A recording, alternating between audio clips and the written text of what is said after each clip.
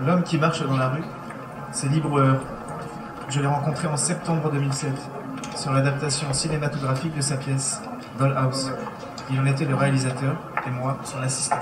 François,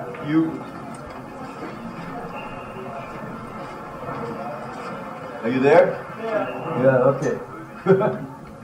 Il me confia sur ce tournage qu'il avait réalisé un film à Paris en mai 68, que les rushs devaient être chez John Rounds, le chef opérateur du film à l'époque, mais ses souvenirs étaient flous.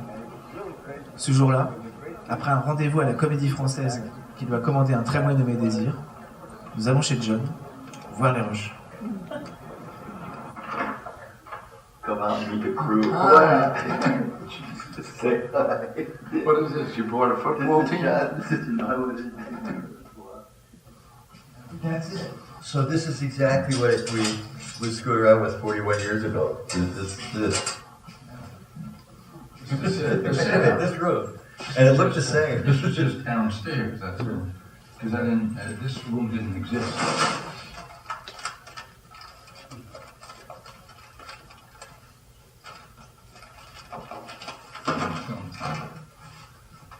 I had to get a new bulb, and the glass is cracked.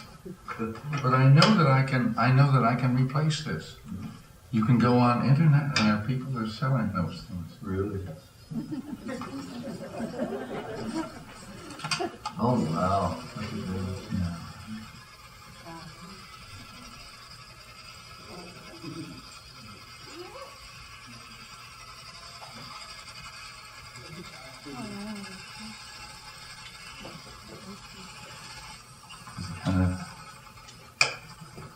These are, I think, portholes in the middle of this thing.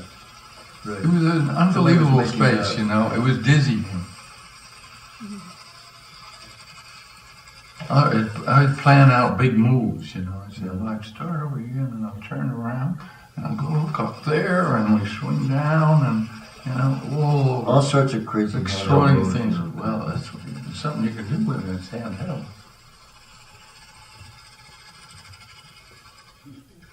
I mean, these traveling shots that they do by machines are very limited.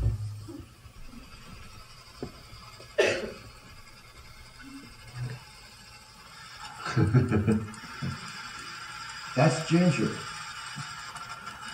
Ginger was a Hollywood movie star of the 50s. Yeah. She actually was in a film with John Wayne.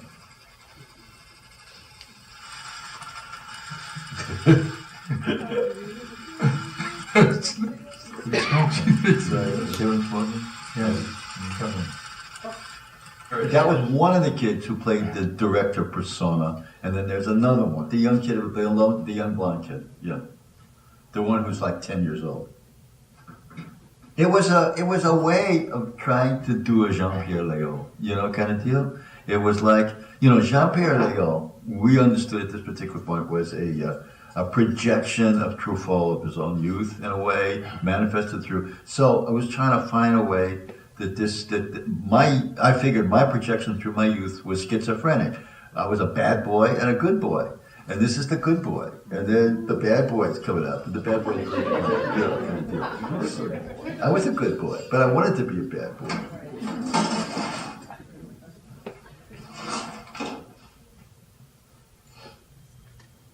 You know, I still think Moi-même is the right title. I still think Moi-même is the right title. It's amazing how these images, you know, they just really key your memory, you know? You just don't remember it, and all at once you remember everything about what happened. And there's, not people, Mike. Mike, that's Mike Train. Mike Train, yes. You know who that is? That is Fred Newman. Oh my God, look what he looks like. He's so young, and there he is in his Moroccan robe. In 1971, he came to New York, and we've been working together at Mabou Mines for the last 40 years. That's David Warlow. That's David Warlow.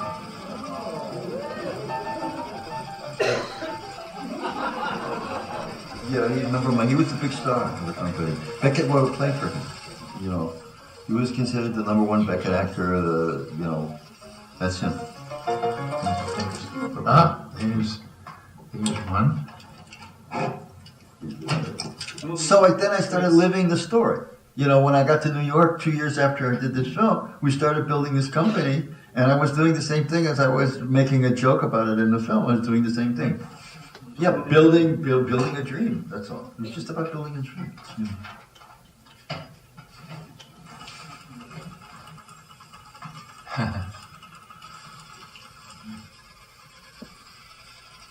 See this there? That's Ruthie. She was also pregnant in this film with my father. A couple months pregnant. It's really shocking to see this. I mean, it is really shocking to see.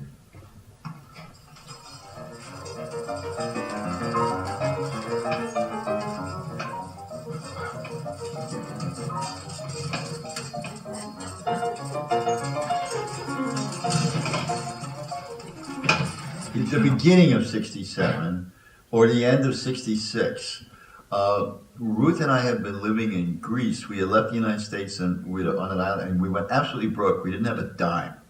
And what happened was Joanne Akalitis and Philip, who had just married Philip Glass, and they were running around in a Volkswagen, and they came to visit us in Greece. And we said, get us out of here. There's no way we can get out of here, you know. So we loaded everything we had in a car, which was almost nothing, you know. And they drove us, and they ended up, the car got within 30 kilometers of Paris, and then it broke down. And he called a friend who drove us, he came out, got us, drove us into Paris, and we were lying on their floor. Within a week from then, 2 weeks from then, both Joanne and Ruth had auditioned for at the Théâtre de Poche, real nearby. So they did Leroy Jones' Le Métro Fantôme. Then we realized we lived a block from each other, and we got to be pretty close, you know. I had this feeling it was very much a work in progress, being invented every day, and I liked that idea a lot. And I thought it made a lot of sense. That meant we were being very responsive to the things that were going on, the actors, etc., and thinking about that, and then structuring it. I say we. I did very little structuring. Of course, visually, yes.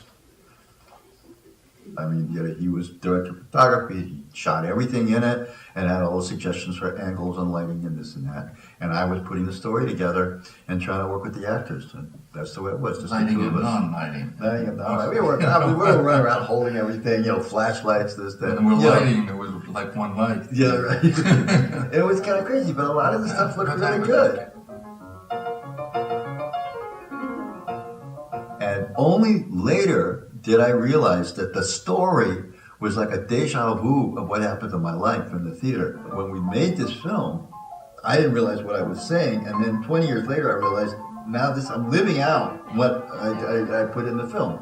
I'm running around picking up crazy types, making a theater out of them, trying to produce it and trying to hold them together, and then little by little they fall apart, and this was the whole parable of it. So curiously enough, just the idea of what the story of this film became, a deep part of my life.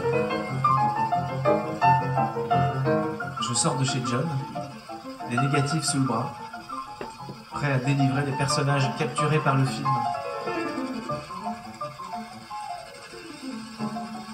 Cap sur New York.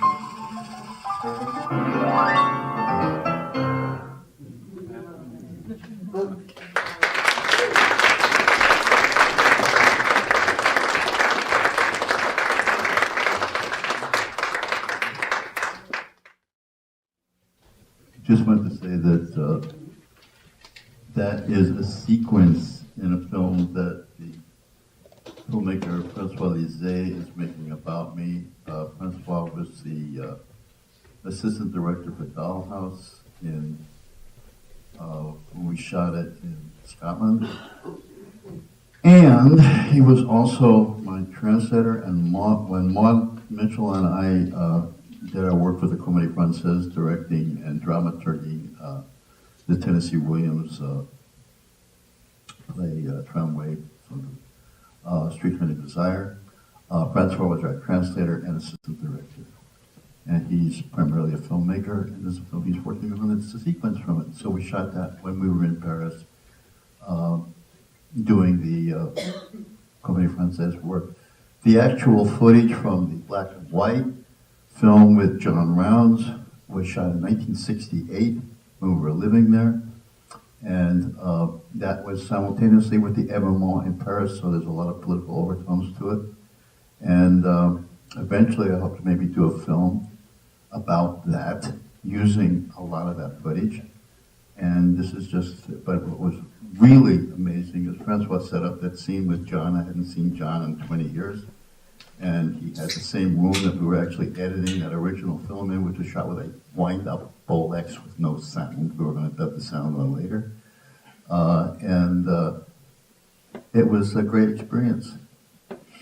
So that's the story of that film, and it actually is the story of the, it's like the seeding of Mabou Mines. That was the idea that went into Mabou Mines.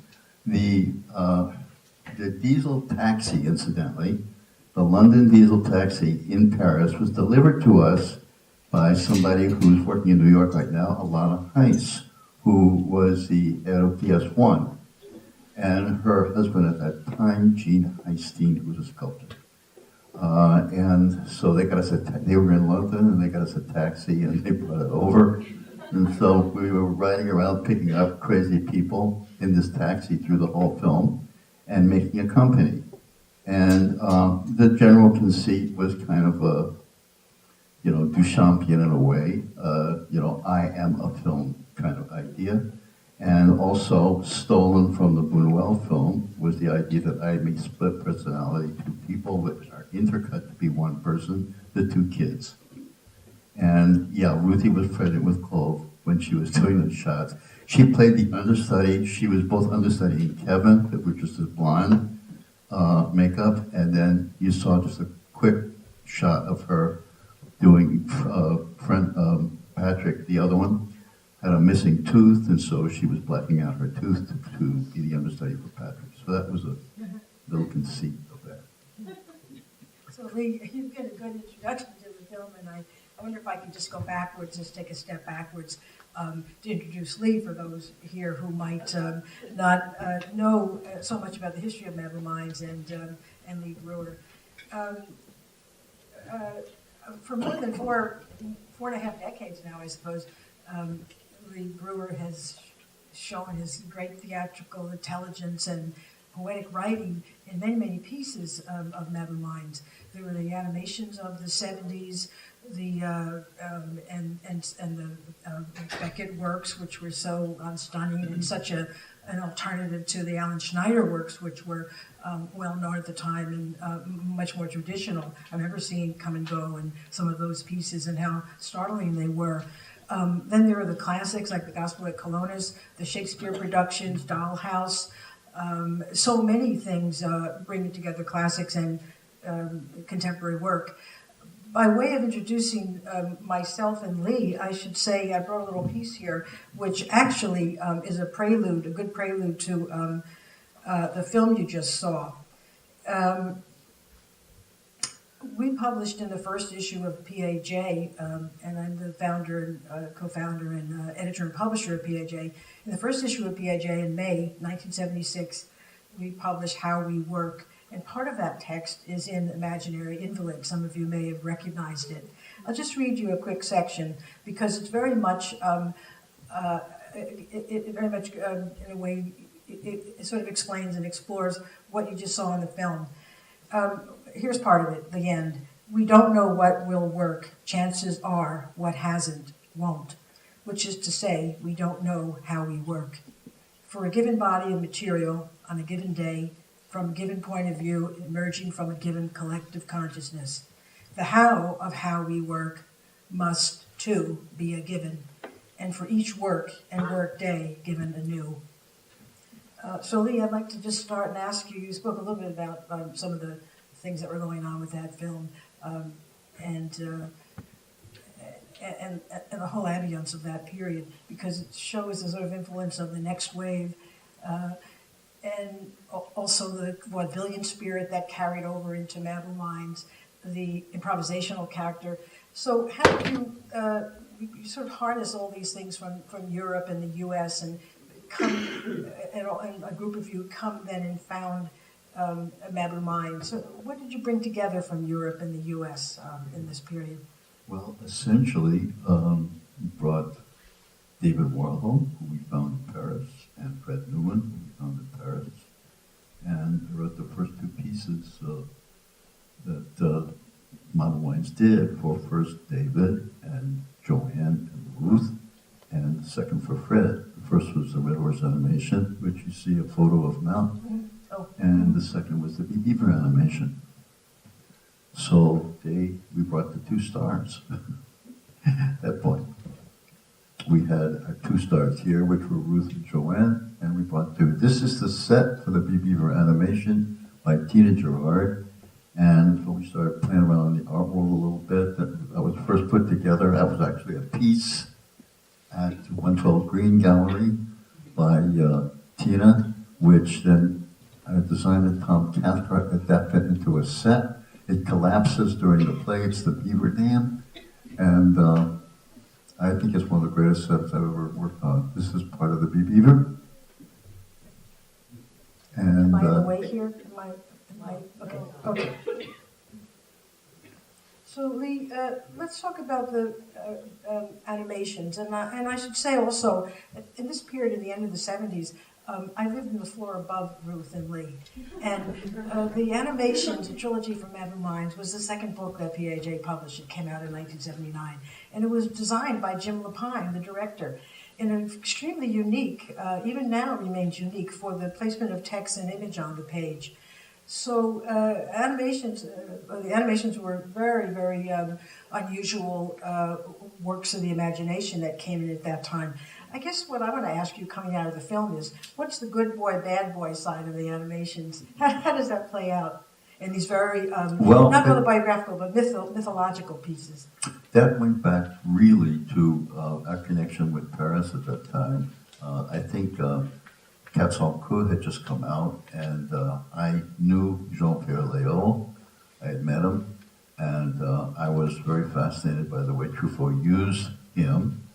And I stole both ideas. The other one I stole from Breuer, in which he double cast one of his characters, and I thought it worked beautifully. So the idea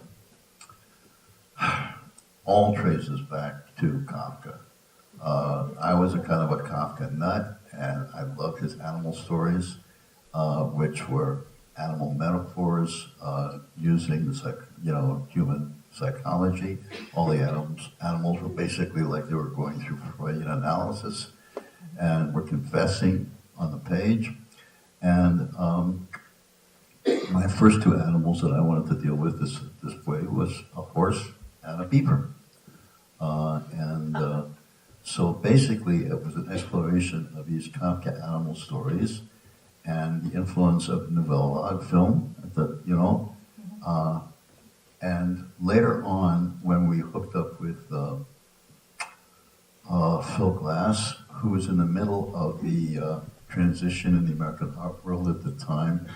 I remember the first time I got hit by it all was a show in Amsterdam where Phil was working for Richard Serra, and Richard had worked out a concert for Phil there. And it was really fascinating because the aesthetic had changed completely. We were getting into the Duchampian world of ready-mades. We were getting into the idea of anti-art in that sense. And this and performance work. In a sense, this was the beginning of what eventually became known as performance art, which went through a number of transitions. In the beginning, it was a performance art. Later on, it became an excuse for stand-up comedy. But it started out as a bona fide performance art. This was the early Laurie Anderson days and stuff like that, where basically what happened was, found out that a lot of the artists who were very, very good artists were lousy performers. They all wanted to be comedians. I remember some of the worst performances I've ever seen by people like Richard Serra. Good Lord. It was such a bore. You know, they knew about as much about performances. They're all intellectuals, and they all wanted to measure themselves and, you know, examine it and show it 15 times and things. Let me just interrupt and say that there still seems to be a big controversy between what's performance and what's theater. And a lot of performance art, some people consider bad theater. So we're still, struggling with those battles of the 70s. Well, what was fascinating was we got right in the middle of this controversy because we were the only group of people who came from the theater side into performance art, got interested in the art world, whereas everyone else who came from the art side got interested in performance. And it was just basically an artist wanting an ego shot. That everything was a little too cool in the gallery, and he wanted a big audience and applause. It was, you know, pre-rock and roll aesthetic. But anyway, we got into this world when we got to New York in the 1970s and started living in your building. Well, it was exactly my building, but then when we moved out, actually Recherche went into that building. Yeah. Well, I know there are a lot of things to talk about today. I'm only part of the first segment, but I hope you'll, because there's so much interest in the 70s as well, that we'll get into some of the topics about what it was like starting theater at that time, because so much of it was drawing together visual arts and theater and dance and so on. So I think I should probably leave here, and I think Greg. Oh, Yeah, I got to put one comment. I mean, it was a kind of a ruling thumb was Thelonious Monk was asked how he formed a group. And he said, well, I sat in the piano when people came, and then when they played what they were going to play, they left. And that's the way the theater started. That's the greatest way to put a group together. You sit there and you do your thing, and people come and they work with you, and then they go away. And so that was what basically picking people up in the taxi cab was it in the film, and the way the company got started in New York. That's the way we worked here. So let's see this great piece. Red Horse, right?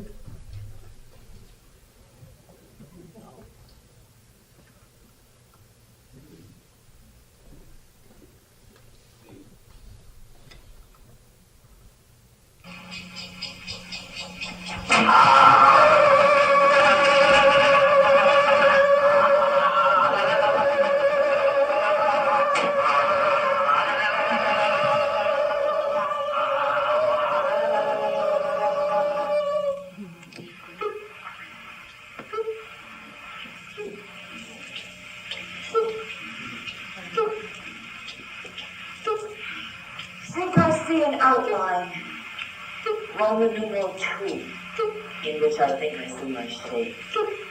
An outline moving through the trees, making tracks. The moon attached to my left shoulder by a strap. How I pull it over mountains, through lakes. My color, I can just make it out by moonlight. I don't think my changes. Forwards and backwards. Sooner or later, I think I'll come to where I am. I think I'll come to myself. I must have started somewhere and worked my way here. Middle. I can do it.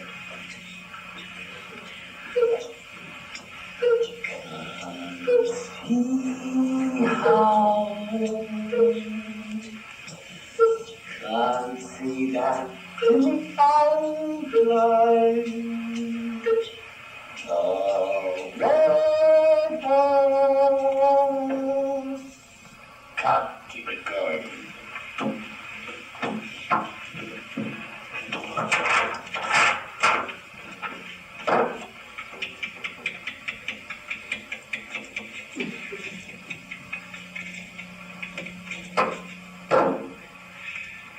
I owe a debt to the cinema.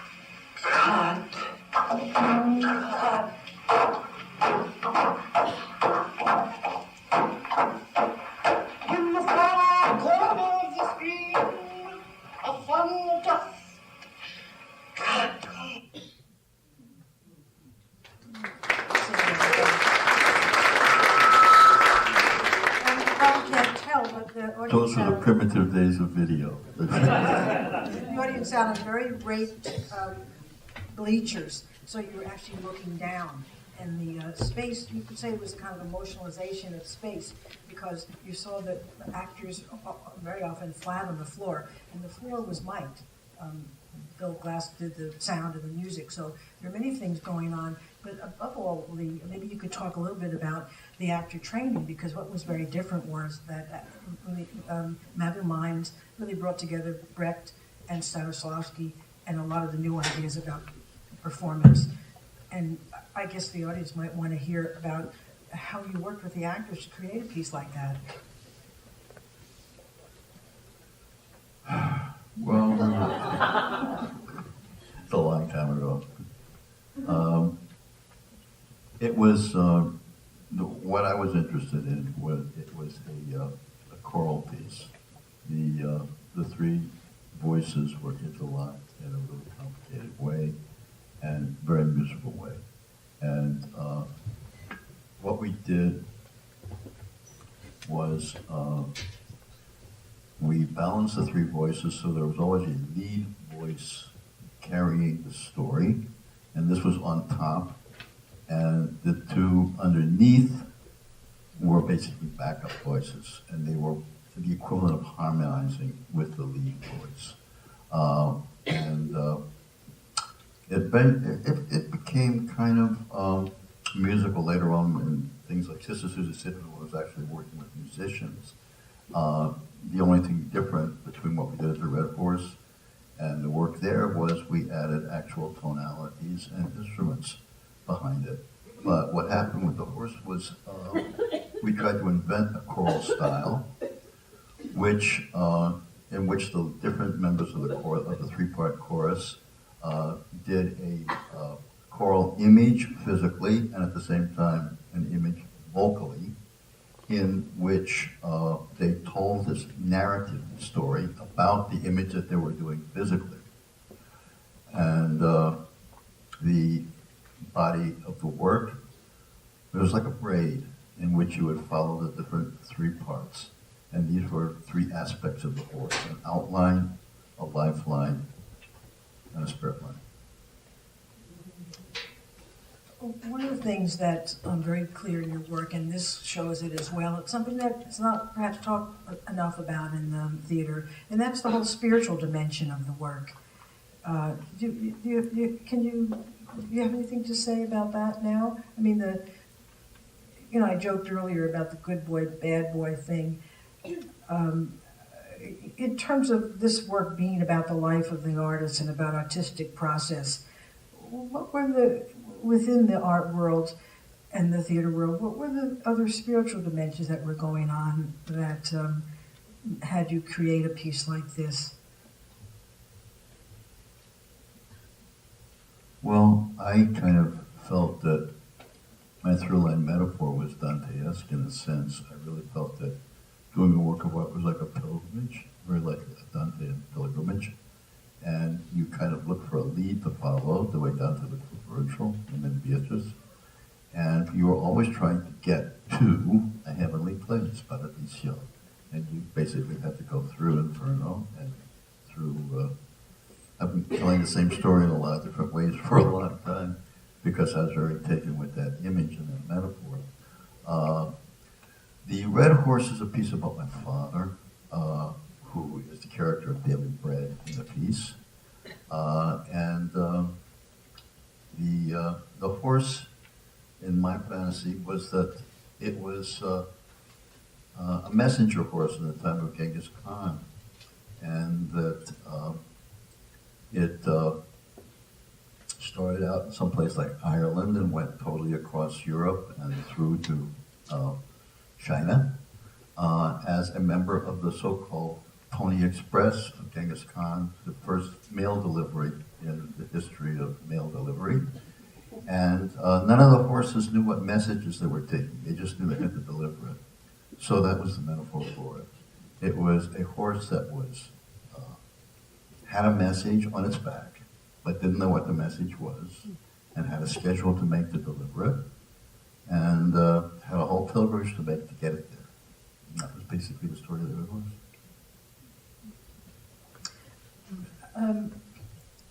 I want to close my part by saying, if you begin to look at these animations, or look at the life's work, there are so many literary aspects, there are so many poetic aspects, there are comic books and high art and modernism and minimalism, and the animations themselves go through minimalist art, process art, and super realism.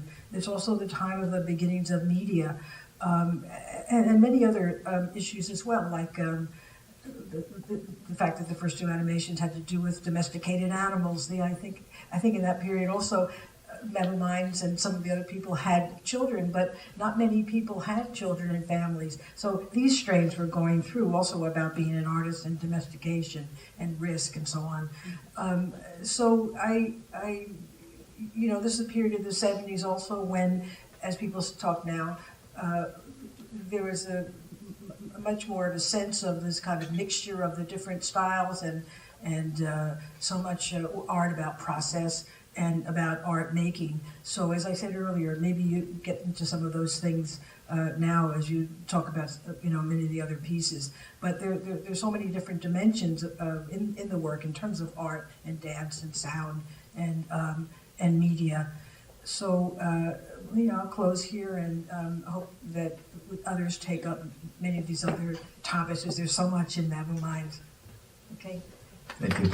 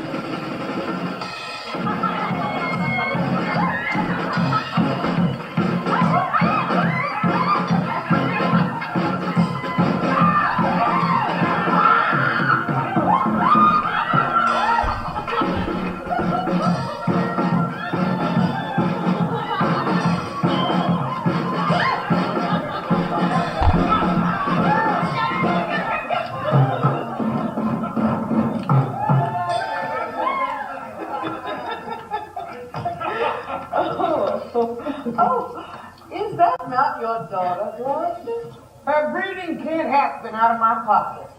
I so often blush to acknowledge her, but now I'm braced to it because I couldn't see you. Madam Bishop made his father could. Whereupon I grew round, wombed, and had indeed a daughter in the cradle, without my husband in the bed. Do you smell a fault? Oh, I cannot wish the fault undone. The issue of it being so costly. I have another daughter, madam. By order of law, some year our eldest miss, who's yet no dearer in my account. Well, this miss had something costly to the world before she was sent for me. It was her father's fair. There's good sport at her making. And the love child must be acknowledged. Ellen, you know this gentlewoman? No, Mother. Our cousin Kent. Remember her hereafter as my dear friend. My service is truly a matter. Well, I must love you and soon to know you better. I shall study deserving. He's been out 9 years. And away to tell again.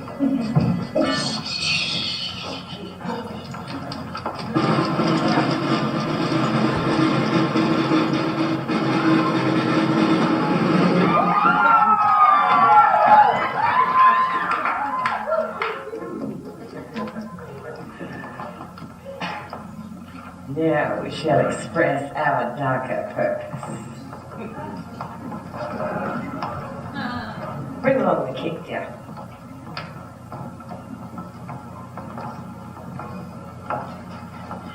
No that we have divided in three our household, and 'tis our first intent to shake all cares and business from our age, conferring them on younger strengths, while we unnervant crawl toward death. Our daughter Cornwall, and you, our no less loving daughter Albany, we have this hour a constant will to publish each of our three sons' inheritance, that future strife may be prevented now.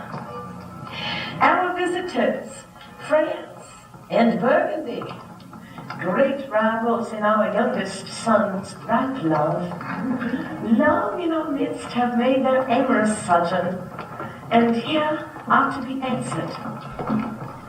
Tell me, my children, which of you shall we say doth love us most?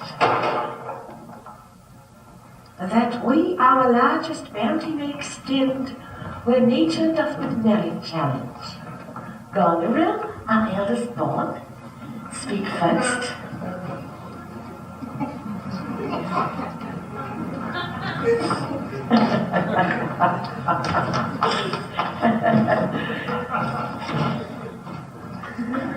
Mother, I love you. More than word can build a matter. Dearer than eyesight, space and liberty.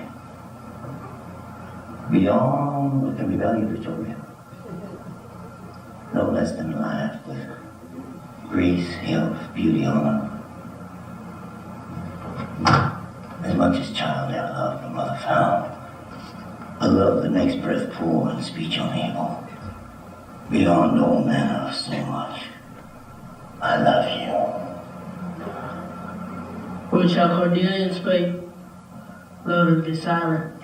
Of all these vows, even from this line to this, which shall be ours, and God's rich, with plenteous waters, and the wide-skirted lawns, we may be, master, to thine and Albany's issue be this perpetual.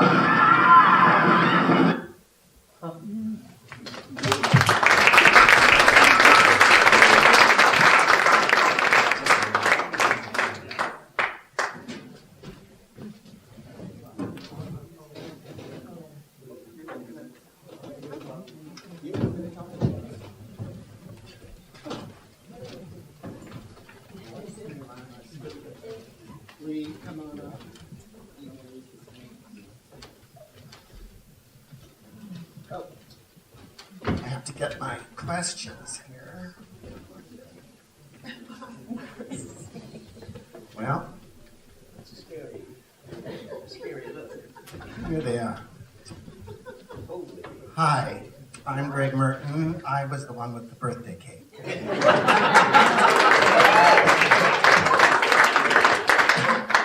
And you know Lee Breuer, who directed Lear, and Bill Raymond, who played Goneril, and Karen Kandel, who played Edgar, right? And poor Tom.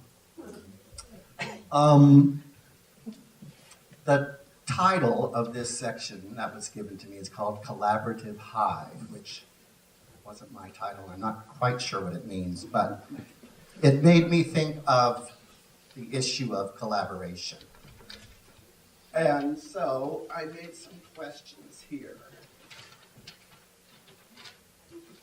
Lee, thinking about collaboration, I think one of the differences between your work and most other American theater is that even today, in most productions, the text is paramount, i.e. the play's the thing. Whereas in your work, you give equal, sometimes more than equal weight to other elements, most notably puppetry. Why do you do that?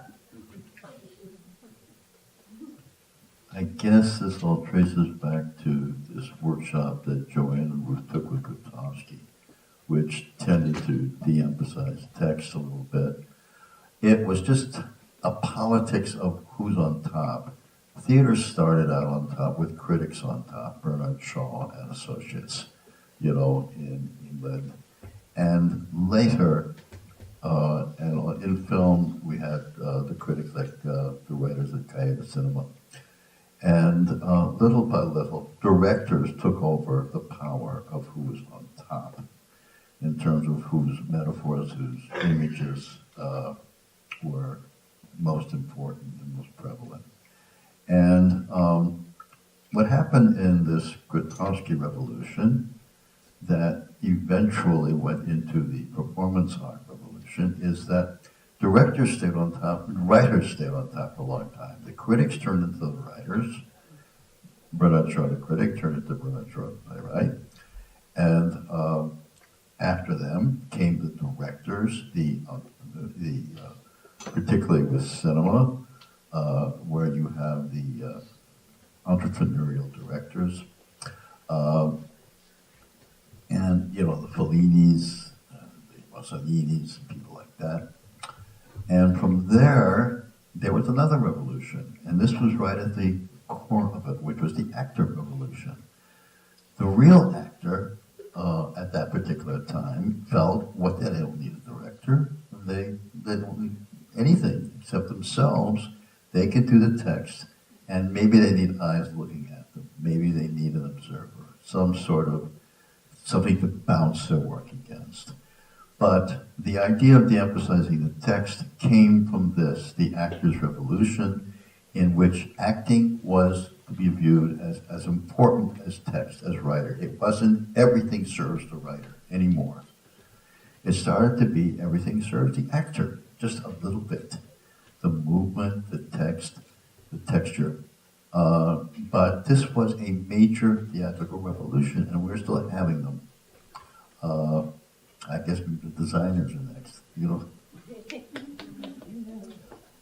Bill, when you first started working with Mabou Mines, you were working as a performer. Later on, you became a director and conceiver, as did many other people. The first Mabou Mines pieces were written and or directed by Lee. But a few years later, other people started directing and conceiving pieces, including Joanne Akalaitis, Fred Newman, Bill Raymond, me. So how did your process of collaborating with the other members of Mabou Mines change, or did it, when you started directing?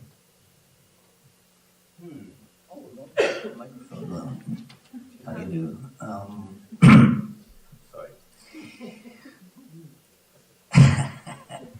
Well, when I came to New York, Lee and Ruth and Joanne and I had worked together for over a period of a couple of years, at least maybe 5, in San Francisco. And everybody, there was a big split up and everybody went their own ways.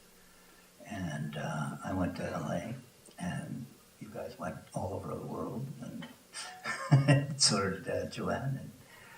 And so that was the first part of it. And in that first part, I was performing and with you and with Ruth and Joanne, and we did things like that. And some 10 years later, I think it was, the Red Horse came through Los Angeles and was showing at the Museum of Modern Art at that time, and you got in touch with me and said, "Why don't you go and see it?" And I did. I had never seen anything like that in my life, and I was so thrilled by it. I was just overwhelmed with it. I think I came and saw it 3 or 4 times before you guys went on, and then you went on, and then you came back again and said, "Why don't you come and join us?" And my life had changed somewhat at that time, and so I did. That was in 1974. And I came and I took Dawn Gray's place in the Big Beaver, and then we worked from 7 to 74, and then I found it necessary to stop doing that and try to earn a living. And that was 20 years later. So, but I never stopped missing it, and never stopped being in all of the work that went on at that time. Anyway, the key to becoming a director was the key to becoming a conscientious actor, which was it was collaborative, and if one actor had an idea about that might go over into the direction area, it might be brought up and it might be considered and it might not. Always, it was the director's choice. Yeah. In a way, more than that, because in Prelude to Death in Venice, which Bill wrote half of it, it came out of improvisations that we did during the rehearsals. You know, I'm going to believe you because I think I forgot that because I forgot I was wearing a yellow suit. So, well, that was amazing. But yeah, that was a collaborative piece too, in that respect. And then Prelude was a piece for me, which was like a closet piece. It was closed up, closed in completely interior, and you were the other half of that piece, by the way, and a large part of it. You got a pencil. Never forget. Anyway, and time went on. You did other things, and things went on. And I thought I would like to do a piece that was not so internally closed in, but more operatic. And I hit upon Ulysses S. Grant in his memoirs, and we turned that into a kind of operatic performance piece, I suppose. That'd be a flattering way of looking at it. Anyway, so the direction, the directing and the acting became a part of conceiving as well. So you follow, you think, you have ideas, you don't have ideas, but eventually the work that you're doing is about yourself, but it's really the work that you're doing, and it's about himself, and it becomes a conglomeration, a accumulation of cells that come together and make these events occur. They happen, and they take form. And it takes a long time to do that. So then it was easy for me to go from that to Flow My Tears, the Policeman Said. And that was a conceptual idea which was based on a real and real world, which was the way it was written. And we tried to accomplish that by You're Hanging Upside Down in the first monologue. For 6 months. You look good. Anyway, so that's probably the way it went. It was a logical evolution that was not impaired by codes of what's called mores. That have to do with you can't say that, you can't think of that, or you can't do that. You have to. You can say what you want because it's not going to happen anyway. So sort of that's the way it went. So that was one of the steps of the evolution of. I think that everybody. Let me tell you a quick story. This is a personal story, which is only about me and my family. My son Quinn was about this big, and Black-Eyed Susan, who I'm sure you all know, would take care of him sometimes. And so she was out walking on the street with taking him home from school, I think it was, and they ran into Charles Ludlam. And Charles Ludlam, and Quinn was a little bit of kind of an overbearing 5-year-old. He had ideas about things and stuff, just like Rudy and all the others, and Clover, and he met Charles Ludlam, and he had already seen one of the pieces, and he said, "Oh, I know you." He says, "Yeah." He said, "No, I've got a piece for you. I'd really like you to do it." He said, "Oh," Charles Ludlam says, "Oh, really? Is that? Oh, that's very nice." and so I didn't know about this, but and then Black-Eyed Susan, about 5 weeks later, she comes. She said, "We ran into Charles, and Quinn and I just said, and she told me about this thing, and then she said, and then I saw him again a few days later, and she says to me, those fucking Mabou Mines. Every fucking one of them wants to be a director." So true. Karen, like me, you came to work with Mabou Mines years after it was founded. I arrived in 1975, and you came around 10 years later. When you were hired to participate as an actor in Mabou Mines' Lear, you had already been part of many productions, most famously, I suppose, here at La Mama. Later, you collaborated with Mabou Mines on Peter and Wendy, performing in that production to great acclaim of many years all around the world, while continuing to work with other directors and companies. Of course, all theater is collaboration, but was there anything different or unique about the collaborative process when you were working on those shows with Mabou Mines? Okay. I think maybe I should start with the fact that when I first met Lee and Ruth, they had never, as far as I know, seen any work I had ever done. And a mutual friend, Catherine Correa, I was doing a show with her, said, "Do you know Mabou Mines? Do you know Lee Breuer and Ruth Malachek?" And I said, "Yeah, I know who they are." So she said, "They're looking for someone for their production of Lear, and I think that you might be good for it, so maybe you should meet them." So I go to Mabou Mines, and I'm very nervous and very shy. I just didn't know what to say. I did not audition. They did not audition me. They just talked to me about the project and then said, "Do you want to be in our play?" So that's how I started with Mabou Mines, and that already makes it different from any other kind of experience I've had in the theater, because most people I've worked with, either I've had to audition or they've seen my work before. And then working on Lear was terrifying. It was, I felt like a child learning so much and yet not knowing what I was supposed to do, because I had always, in other productions, I knew exactly what I was supposed to do. The director either told me what they wanted to see or what they wanted as an outcome or result or whatever. And I kept waiting for Lee to tell me, give me some direction or say something. But what became clear was that I was being asked to give myself, more and more of myself. And that was very different for me, mainly because, and I do tell everyone this because everyone who knows me knows that I'm a terribly shy person, except on stage, but I couldn't believe it. These people trusted me with this production and kept saying, "Go, just do what you do, do what you do, and then if you go too far, we'll let you know," or, it's like, oh my God, I can just do what I do, but what do? I don't know.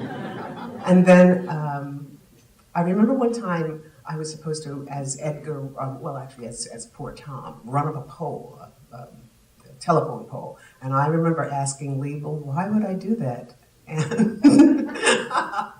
anyway, that was the wrong question. I won't tell you what his response was. But after that, I learned that there was never going to ever be a why in my life, ever, ever, ever again, when I was working in the theater. And that's, anyway, that's what I have to say. Thank you. I think we have another clip from Lear. No. Oh, Peter and Wendy. Should we go down first? Peter. Just a quickie. I wanted to pick up when Bill said that we all met in Los Angeles. This was what, this is related to Red Horse and everything. Where we did meet was in conjunction with the R.G. Davis Meme Troupe, and that was in San Francisco.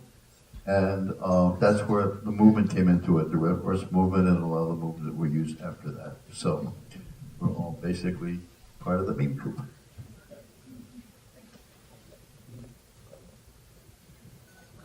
The dark is warm, it falls around you, safe to sleep in velvet arms, and all the stars are their life to keep you safe from harm. So go to sleep, my bonny babies, with shutters closed and windows tight. There lies a world beyond the curtains, forever dark, forever light. All the little stars were watching, and as soon as the grown-ups were out of sight, there was a commotion in the firmament, and the smallest star of all screamed, "Now, Peter! Now!"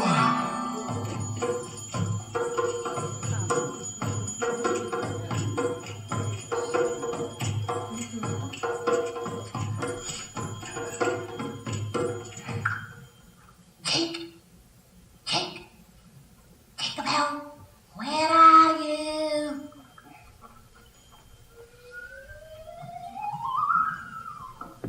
Tinkerbell, where are you?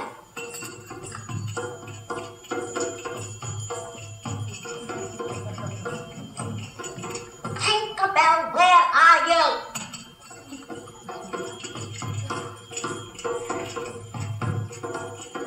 Tinkerbell, do you know where they put my shadow?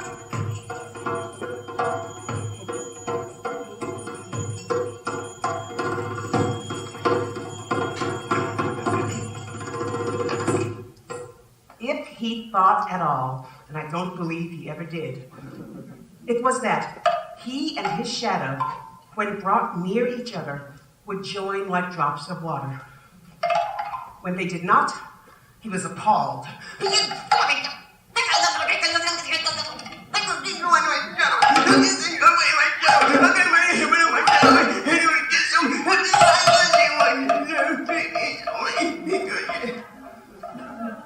Wendy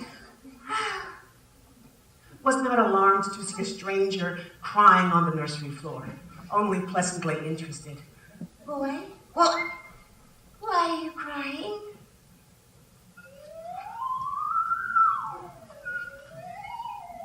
What's your name? Wendy, Myra, Angela, darling. What's your name?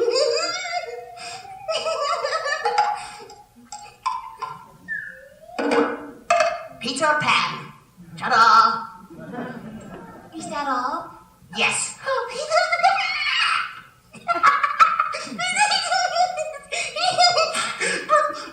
Oh, I'm so sorry. Where do you live? Second to the right, and then straight on till morning. What a funny address. Peter had a sinking. For the first time, he felt that perhaps it was a funny address. No, it isn't. I mean, is that what they put on the letters? Don't get any letters. But your mother gets letters. Don't have a mother. Not only had he no mother, Don't you touch my head. but he had not the slightest desire to have one. He thought them very overrated persons. Wendy, however, felt at once the presence of A tragedy.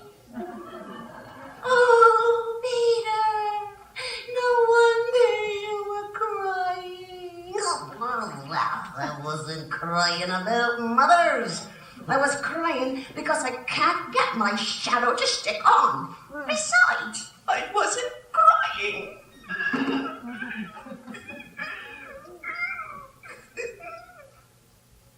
It must be sewn on. You're dreadfully ignorant. I shall sew it on for you. It may hurt a little. Hey, no. Get off.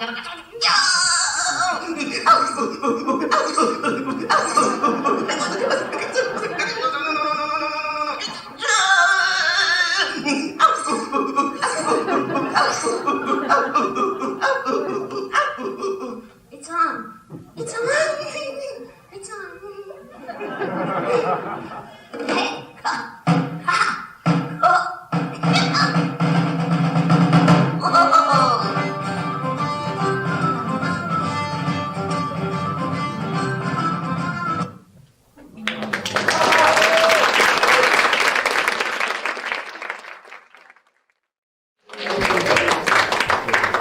Hey, my name is Chloe Galilee.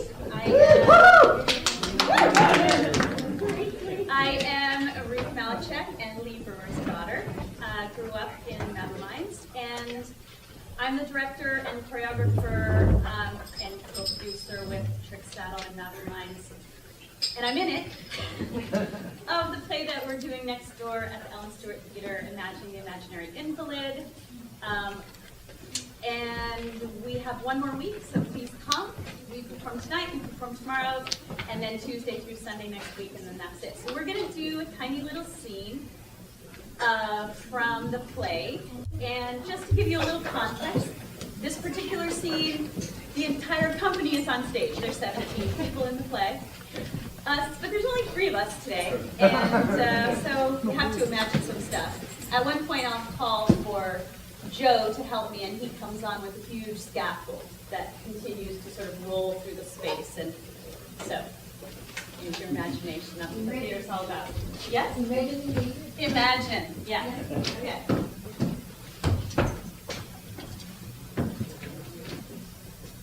Déjà, il faut qu'on répète.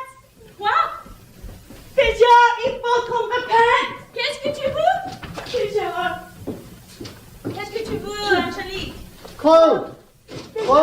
Yes, we're going to do this scene. We have to focus the lights for it. What, Burke? We're going to do this scene. We need to focus the lights for this scene. Oh, okay. Joe, can you help me, please? Which one? The one up right. Can't you guess what I want to talk about? Oh, I can surmise enough of it. Of Cleon towards right here, this one? That one, yeah, Chloe. I need you to come downstage. I can guess I Downstage. The other downstage. Oh, but tell me, Toinette, do you condemn the feelings that I have for Cleon? Oh, I'm careful not to. Like right here? That's Am good. I wrong to abandon myself to this sensation? Good, yeah, lock that. Oh, no, you are not. And would you like it if I were unfeeling toward the tender protestations of this ardent passion that he testifies to? Oh, mon Dieu! No. Tell me. And now the other side. Fine. Yes. That one? Yep. Some effect of destiny and the unexpected adventure of our acquaintance. Oh, oui. Don't you find that this action of embracing my defense is completely that of an honest man? Yes. And that there isn't anything more unfortunate than the constraint where I'm held? You are so right. Like here? Yes. You're so That's perfect. Right there, right there. You're so right. Do you believe Cleon loves me as much as Cleon says?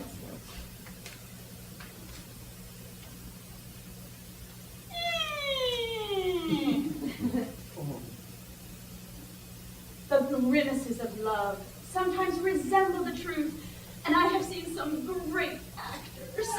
Toinette, do you say?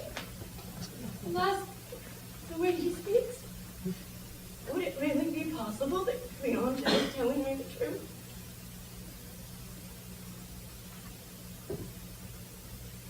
Yes.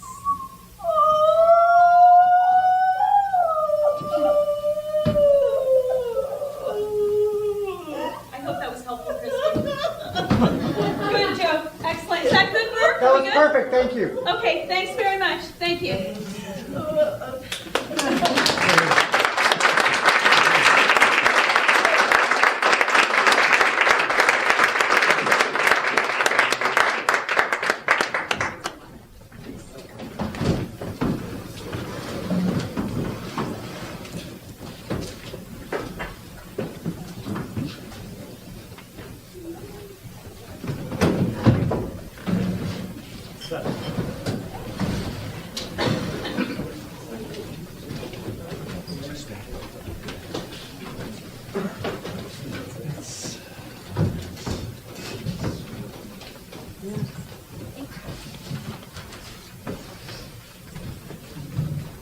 for that great scene, you guys.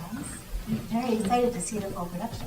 You're welcome. I'm Jessica Brader, and it's really lovely to be up here talking with members of Trick Saddle because a long time ago, when I was a teeny tiny baby, I was the assistant director for Clove and Jenny for their first production with Trick Saddle, which was called Trick Saddle, appropriately.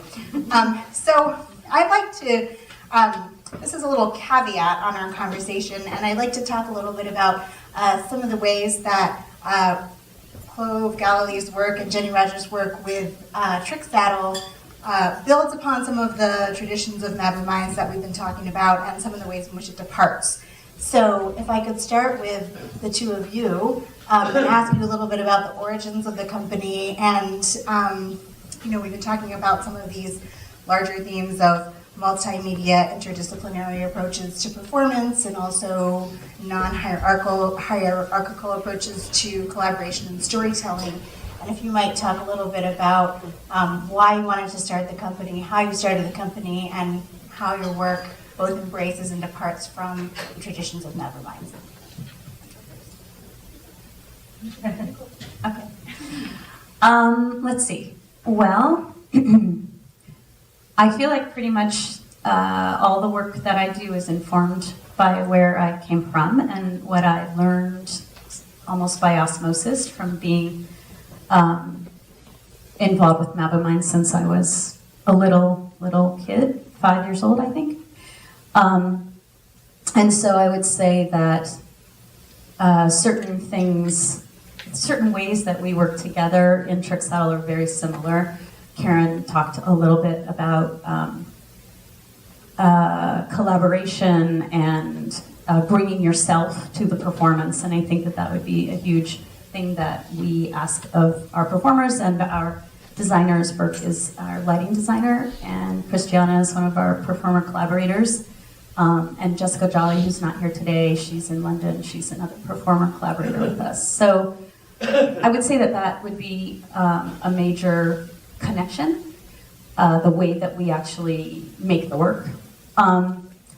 Our work is very immersive, and the piece, Imagining the Imaginary Invalid, sort of reflects that. We do a lot of involvement with the audience, a lot of performance happening over their heads or in the audience, and sort of talking about that public and private space of performer and the public. I don't know if anything. Our work's very visual. I was going to say, part of my introduction to this kind of working was actually falling in love with Clove and meeting her as an undergraduate. And I just kind of wanted to share with you all that imagine having your mother-in-law as Ruth Malachek and your father-in-law as Lee Breuer. As a young artist, I really felt like I had hit the mother load. And I had this amazing partner in Clove, a soulmate in art making, and so had really grown up kind of immersed in experimental work. Mabou, we consider ourselves kind of Mabou babies, growing up inside of that work, but also the work of Robert Wilson and Richard Foreman and the Wooster Group, and that definitely informs our process. I would say, not unlike Mabou Mines, we're very informed by the visual art world. I trained as a visual artist, and part of our process, Clove and I, has always been the making of a video project that was then contained within the theatrical project, or in some cases, like our last piece, the video literally was the immersive experience. It was an adaptation of Irene Fornes's Fefu and Her Friends set inside an airplane. And so, thank you. So the set itself was something that the audience entered and never saw the theater. And around the fuselage was actual video that gave you the experience of takeoffs and landings, and also created kind of an atmosphere of psychedelic moments within that play. And so I would say one way in which our work kind of has its own identity has been with the immersive qualities. I also think because of Clove's background in dance, there's a real strong connection to movement. And I think, she can talk about some of her mentors and kind of elaborate on the people in the dance world that really have been formative for her. But I think that's a huge connection. And I also think this idea of kind of the breaking of the fourth wall. I mean, there's a ton of with Wickets, the play actually happened all around you, and with the new play, there's all sorts of moments where the line between audience and stage kind of breaks down, and you don't know, is it underneath you, is it on the side of you, is it happening above you? So those would be some thoughts on kind of the next generation of work. Thank you. I want to, we have to just move it right along here. So I want to get down to Christiana Nelson and Bert Brown, who are members of Trick Saddle. And I believe for both of you, the first project was Wickets, which Jenny was talking about, this adaptation of Fefu and Her Friends. So I wanted to ask you both a little bit about how you became involved in the company. You could describe the company's ways of working a little bit, and also maybe just to throw one more thing at you, which you will have probably like 30 seconds to answer this, how the context and the ways of working may have changed moving from a production that was Trick Saddle production exclusively to one that was co-produced by Trick Saddle and Mabou Mines. Wow, okay. I became involved through a friend sort of recommended me to an audition, and the audition was very similar to what Karen talked about, where I went into their little apartment and did a little something, I think, for you and the dogs. I smoked a cigarette, I don't know, and talked. We talked a lot.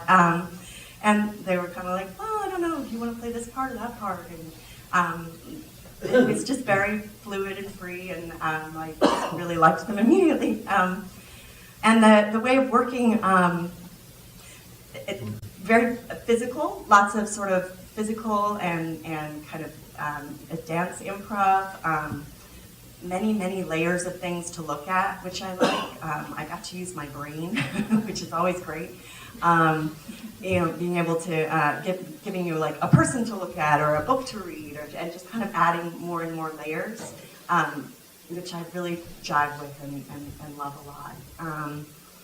And I don't know, I mean, maybe because, Ruth and Clover, mother and daughter, and I felt like the process was fairly similar, although they're really different projects. So, we had to have like a code word for imagining the imaginary invalid to know if we were in reality or not, the real reality. And that was kind of like, but it was the same kind of playfulness and fluidity, not where it's in other projects it sort of feels like there's this very clear dividing line between when you're working and when you're not working.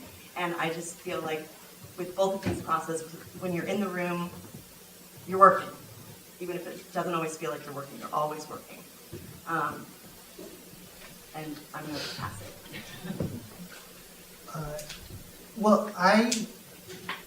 My first connection with Mabou Mines goes back a little bit. I got 2 weeks before I moved to New York City, I got a phone call to be the associate lighting designer on Song for New York. And so that was my first introduction to New York City theater. And then a few years later, I got called to do Wickets, and I'm thrilled that I got that call. And then what was the next question? Oh, how we work. What's the joy of it for me as a visual artist, a visual designer, is that everyone is involved in that process. Even Brian McManaman came and gave me a note about the lighting at one point, and it was, which they didn't know that until now. But I forget who had the. Jenny, you were credited, or were you both credited as the set designer for Wickets? Just Jenny. Yeah. But it certainly wasn't just you. Obviously, both of you were highly involved, and that's not always the case in the theater world. Often the set designer kind of does his own thing, and the directors don't really care, it feels like. But that's not the case with this. That everyone has a voice and everyone's highly engaged in the visual aspects, not just the performative aspects. And the performative aspects of the visual aspects. I think that covers it. Excellent. We actually have 2 minutes left. So I wonder if you could talk, this is really mostly a question for you, Clove, but I'm sure that for those of you who have been in the room, you may want to jump in and add some perspective. If you could talk a little bit about the process of starting to make this piece with your mother, and then moving on following her death, and kind of some of the ways that the project transformed. Because I haven't seen the full production yet, but I saw workshops with Ruth in them. And the experience for me was very much informed by, the observation of your relationship as staged as mother and daughter, moving through kind of various levels of artifice that Christiana referred to. And so I'm interested in kind of how you evolved, and really this is also for Jenny since you adapted the text, how you moved from a piece that was in many ways about staging your relationship to one that must in some way acknowledge and embrace her absence.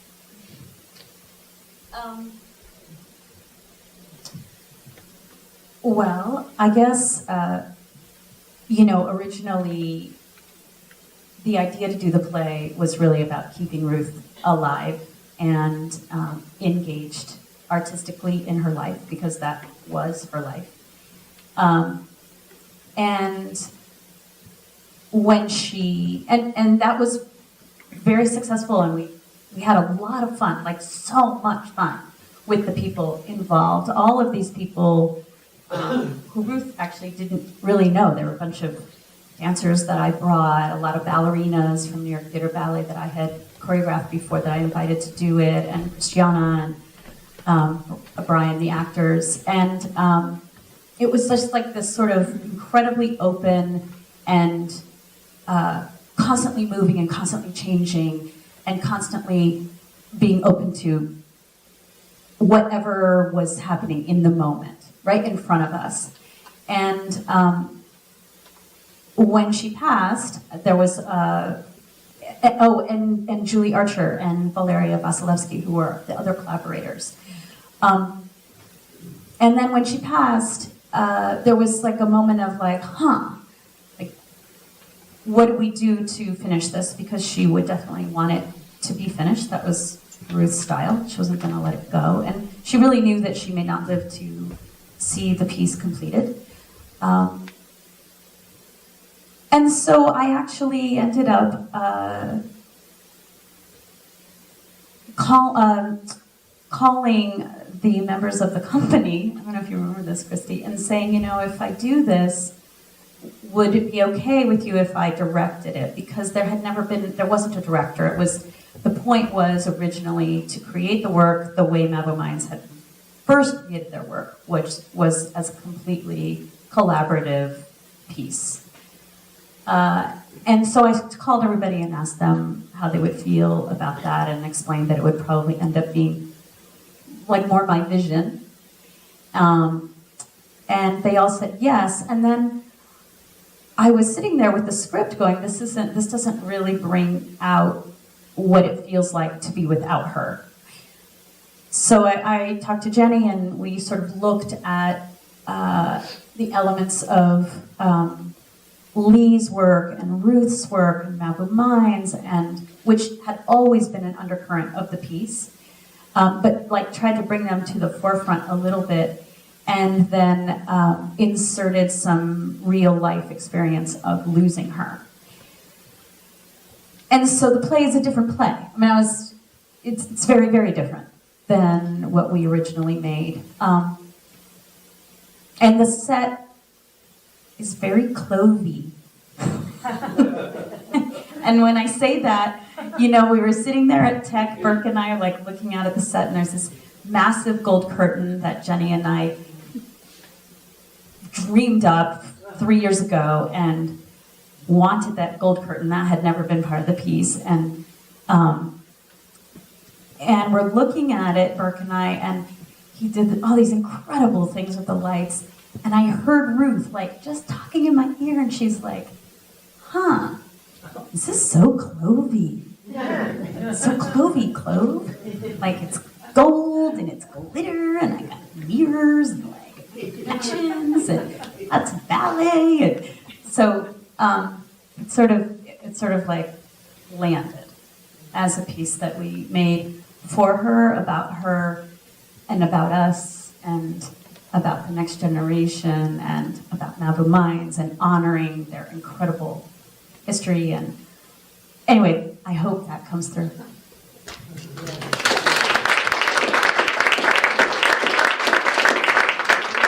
think that's a great note to end this portion of the panel on. So we'll do a little changeover now. You guys were right. We were doing a changeover. Right.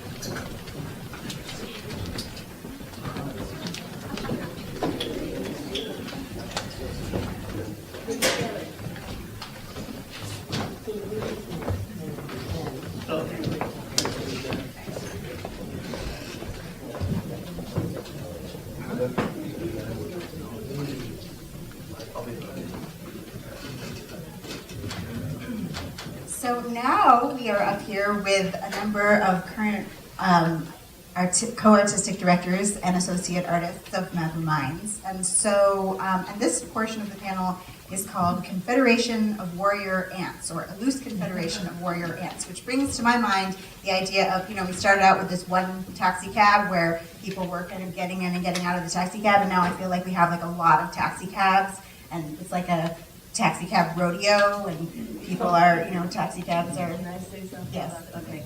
So everybody's complained to me about this title, and it's my fault. Sorry, she's not complaining, but there have been some complaints. And I'm Sharon Fogarty. I'm one of the artistic directors of Mabou Mines. And so I found this quote by Fred Newman, who said that Mabou Mines once was this tight collaborative hive, and now it's a loose confederation of warrior ants, and I thought that was a good title. I do think it's a good title. I was trying to find a way to, build on it. So, okay. So, but I want to start by continuing the conversation that we began with Trick Saddle, and talking first to David Newman, who is an associate artist with Mabou Mines, and his parents were Fred Newman and Nora Ferguson. Fred, as you probably know, was the co-artistic director, and Nora Ferguson was an artistic associate. And David has his own company called, in addition to working with Mabou Mines, called Advanced Beginner Group. And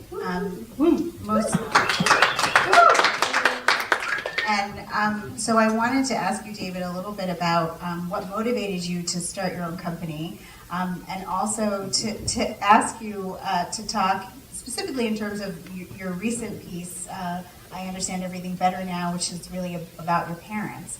I'm going to ask you the same thing that I asked Clove, about some of the ways that your work builds on this multimedia, interdisciplinary way of working, and what your approach is to collaboration in terms of the non-hierarchical way of working that we've talked about. Okay. Yeah, it's funny. I was thinking about those. I was talking to Lee earlier, watching these clips from these earlier pieces, and how they do strike up memories. It's so profound.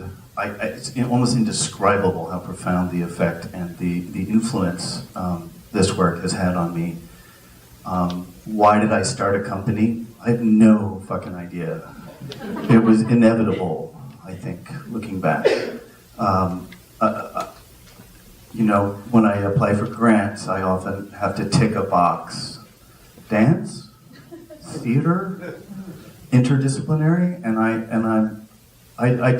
when I'm making work, I'm pre-genre, and that's because of the Mabou Mines. Not only was I around for rehearsals and performances, but I also was around holding book for Fred and for Honora.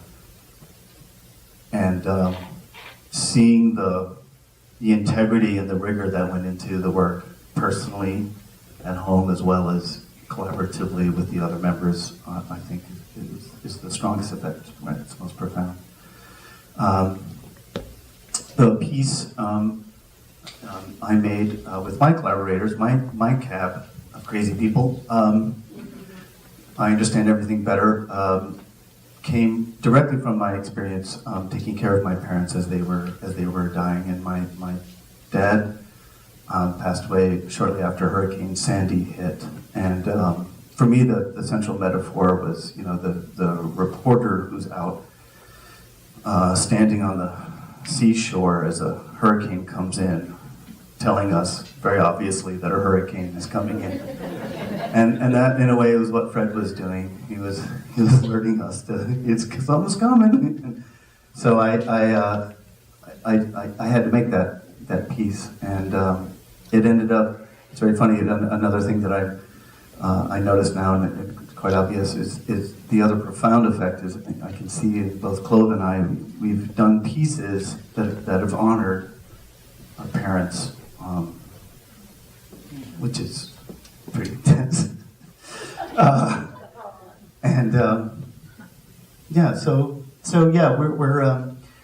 was able to do the piece. We did it. It was co-produced by Mabou Mines, and we did it at the Abrams Arts Center, co-commissioned with Abrams Arts Center and the Chocolate Factory. And then I did it again recently at the Chocolate Factory. And it's very exciting. We've got a bunch of touring coming up this spring. We're going to the Fusebox Festival in Austin. We're going to the Great Plains Theater Conference in Omaha, and the Ringling Festival in Sarasota, Florida. So if you vacation down there, come take a look. And that's my spiel. Great, thank you. So I think we've heard about a couple of pieces that Mabou Mines is involved in, but Mabou Mines is always involved in like 30 pieces at once. What I'd like to do now is ask co-artistic director Sharon Fogarty to talk a little bit about some of the work that Mabou Mines is making now that we can look forward to.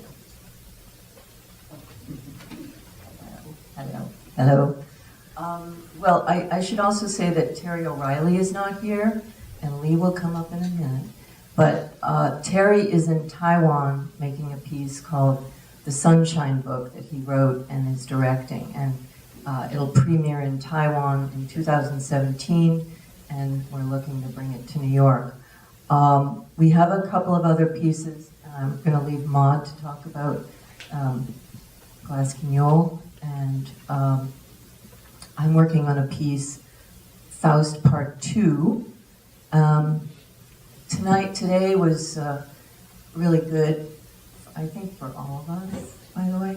But, you know, I start to see that the work kind of has this really beautiful recycle quality to it. You know, the ideas come back, and, you know, the artists come back, and there's this beautiful home where, you know, there's a lot of freedom in what you do. So the piece that I'm making, Faust Part 2, which is like 125 pages, but Matthew McGuire is the adapter, and I'm working with Jim Clayburgh from the Wooster Group, or formerly of the Wooster Group, as set and lighting designer, and Marcia Ginsberg is the costume designer.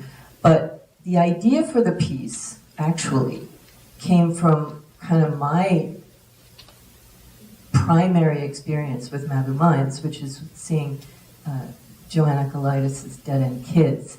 I met my husband in that production, and there was this amazing scene, if anybody remembers it, where Faust is being visited by the Mephistopheles, and he's a six-headed German-speaking beast, and that scene has stuck with me all these years, and so I actually have to thank Joanne for the idea.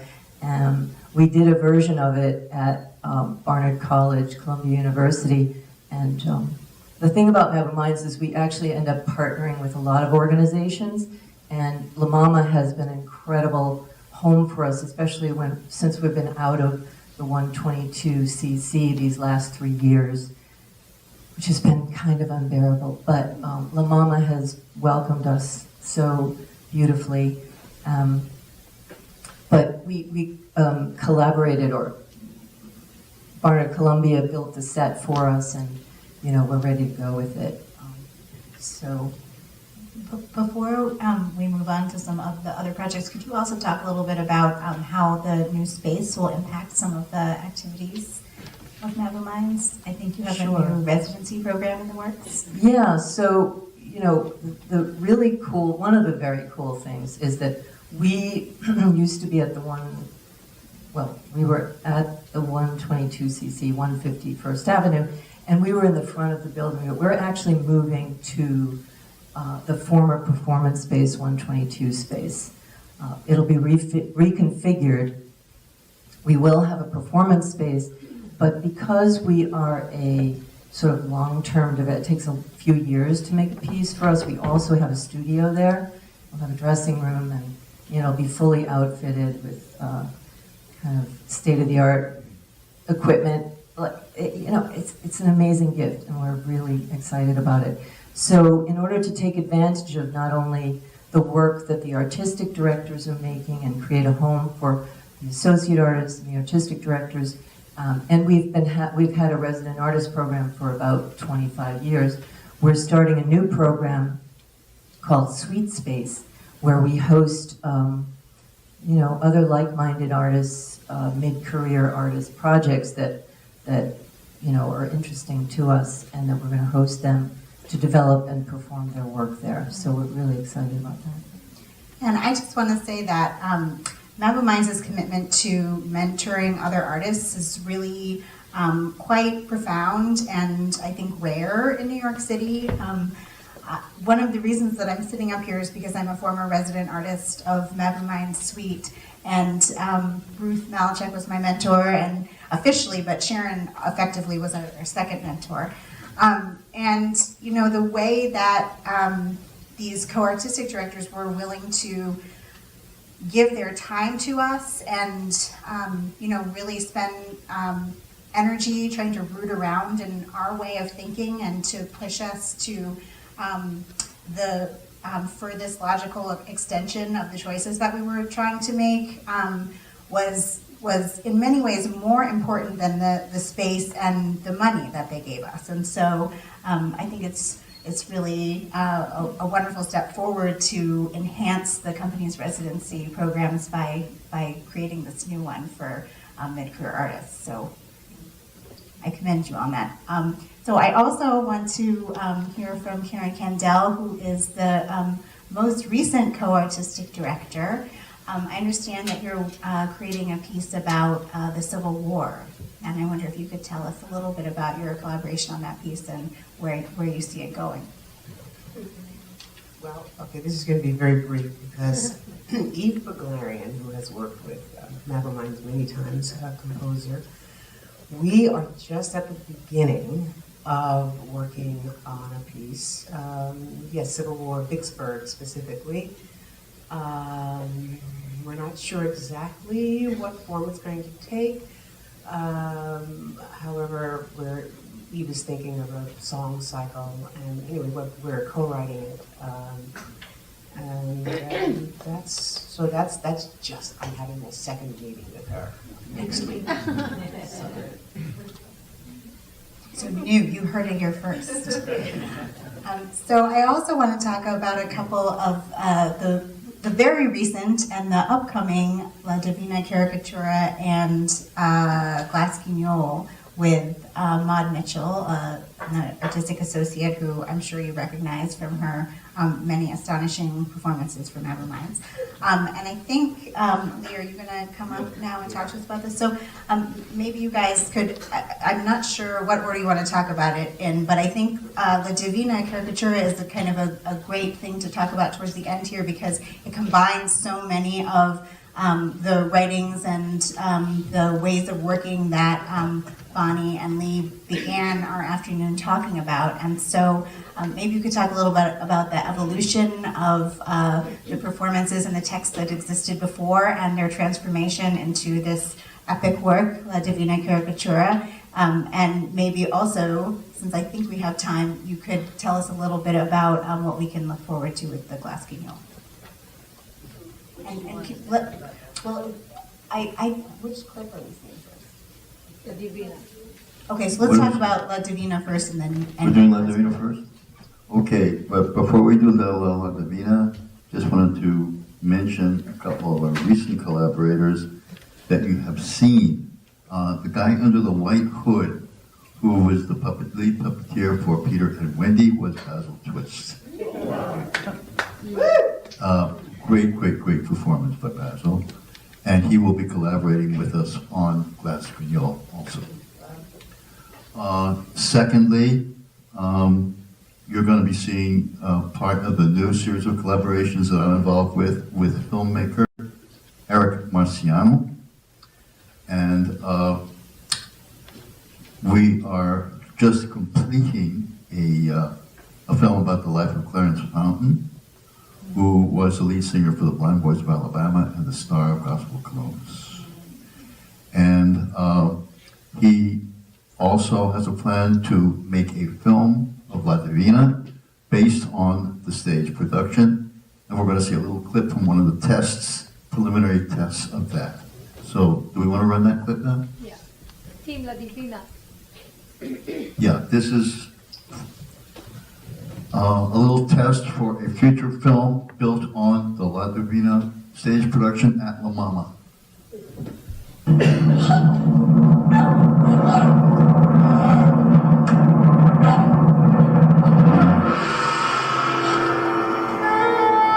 Rose, a dog. License number U275344B. Intervention 2612. Diagnosis: animation addiction. Welcome to the family weekend here in the beautiful Cheesequake, New Jersey. We are glad you have chosen to be part of the Institute for the Science of Soul. You are here because in a moment of sobriety, you chose to take a step towards sanity. You have put your trust in a higher power. Caring and sharing will replace fear. Peace will replace inner conflict. Animal presents fragmented persona. With trifurcated chaotic behavior, alternating between K9 archetypes, DP, DB, and DBF, which is algebra for pet, bitch, and best friend. Here at the family weekend, an addicted animal is allowed to meet with its loved ones to resolve the issues of codependency and enabling. For the crackhead as for the artist, the issues are the same. They're junk keys. The addicts for the family and for friends. The system itself creates for the animation a web of codependency that enables its addictive behavior to thrive. An addictive behavior is show business. To be sober is to stop acting.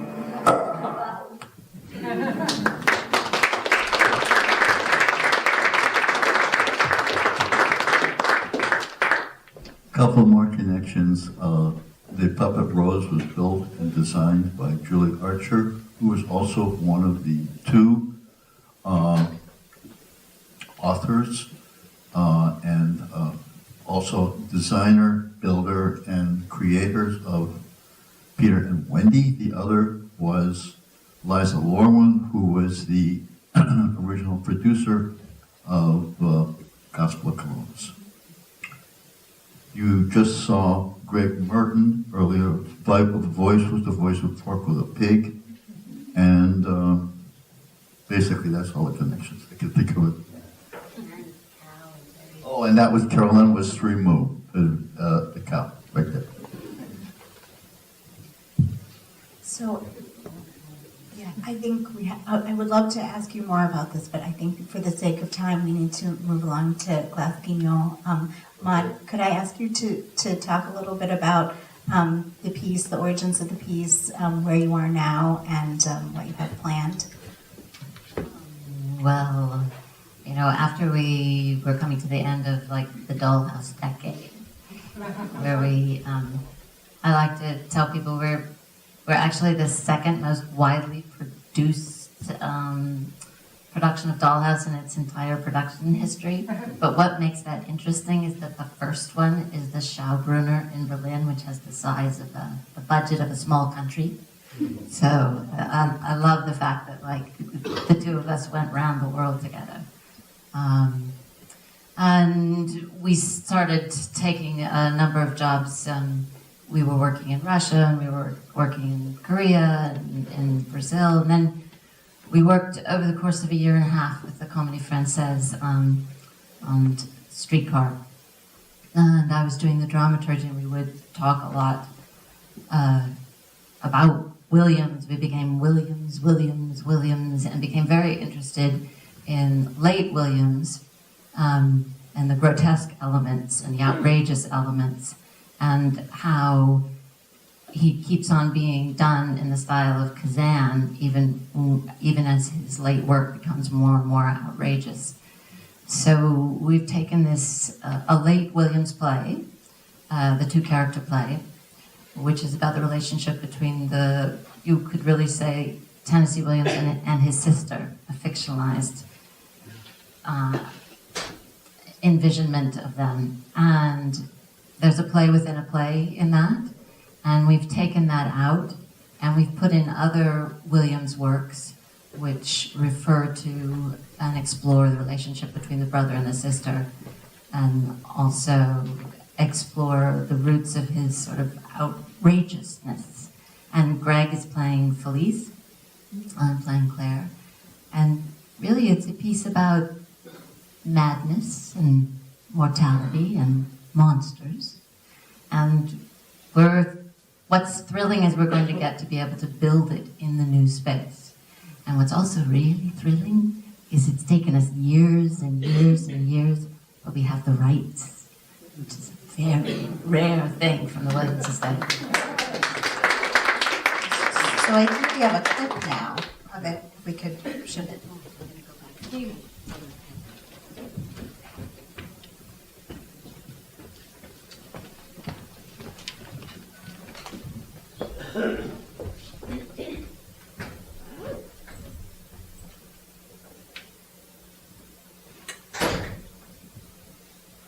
Oh, right. She's met a failure in love, which, above all else, and even more than I, she needed and longed for. She's already mad. I go outside. It's the approach of first dark. The lawn slopes down to the river des Paris, which Claire calls. And there the cypress breaks, sinking into the violet haze. On this fading lawn is one clear pool of light. I see her crouching, her arm extended towards something in the grass. Her attitude like the angel of the Annunciation in a painting by Raphael of Botticelli, a country bells ringing vespers. Claire is translucent. He throws his head back, tearlessly sobbing, and for a moment he's like a lost child.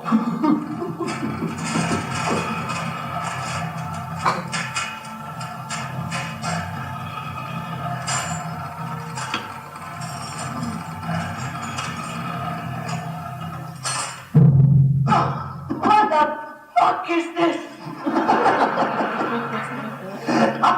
but it can't be moved. What play on earth could be performed under this? You won't be lying. Oh, police! That chained monster's obscene! No, Nothing. I thought I saw apparitions this evening. Oh, no. It was just my shadow. It scared me. But it was just my shadow. Your doctor once told me that you and I were the bravest people he had ever met. And I said, why, that's absurd. My brother and I are afraid of our own shadows. And he said, I know. And that's why I admire your courage so much.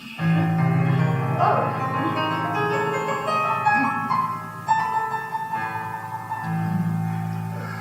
Fear is a monster vast as night, and shadow casting as the sun. It is quicksilver, quick as light. Its light beneath the downcast thumb. Last night we locked fear out of the house, but caught a glimpse of it today.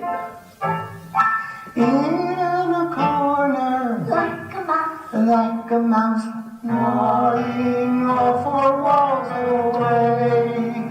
Ready, clear, 6, 7, 8.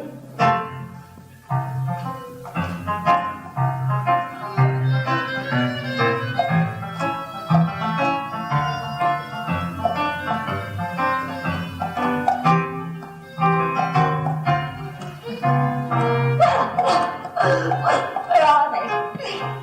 The ladies and gentlemen of the press. I'm ready for them and they're ready for me. Fortunately,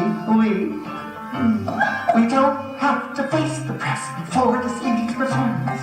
No press reception. Automatically guaranteed. Magnus personally from. No opening on this fucking junket into the boondog. Yes, maximum press coverage. Jesus, you know I'm terrible, wonderful with the press. Oh, you really think so, do you? No, so. Even when you rage against fascism to a honking gaggle of crypto-fascists? Especially then. Why, you're terrible with the press. You go on and on about total theater. And oh, do they turn on the view, I don't say. Courage! Huge! Go! You know, I think I read somewhere that